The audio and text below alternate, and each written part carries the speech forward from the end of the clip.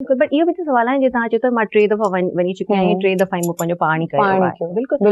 But अगरि still तव्हांखे कोई बि सपोर्ट नथो करे इन फ्यूचर त किथे त उहो ईंदो न स्टेज जिथे तव्हां गिव अप करे छॾंदो त हाणे मां किथां आणे छॾियो काफ़ी टिकट्स वीज़ा अकोमोडेशन काफ़ी वॾा नेक्स्ट जेको टूर्नामेंट आहे हा उहो यूके जो त असां वीज़ा लाइ अप्लाई कयो इंशाल्लाह वीज़ा लॻी वेंदी इंशाल्लाह।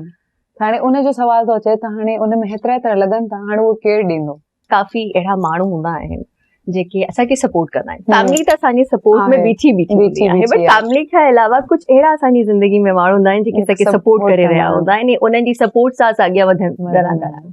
त तव्हांजी ज़िंदगी में उहो कहिड़ा तव्हां वटि सपोर्टर्स? फैमिली खां अगरि मां परे कंदसि मुंहिंजा कोचिस आहिनि। ओके, मुंहिंजा सर सनाउल्ला ख़ान, हिदायतुल्ला ख़ान जेको क्लब जो सीईओ आहे, ऐं उनजो बाबा क्यूकुशन कराटे जो फाउंडर हो। क्यूकुशन कराटे उनजो बाबा हिते खणी आयो, इनामुल्ला ख़ान। ठीकु आहे। उन खां पोइ जिथे मां कंदी आहियां उहो हेडक्वार्टर आहे क्यूकुशन जी, मतिलबु छा चवंदा हुनखे स्टार्ट ई था क्यूकुशन थियो।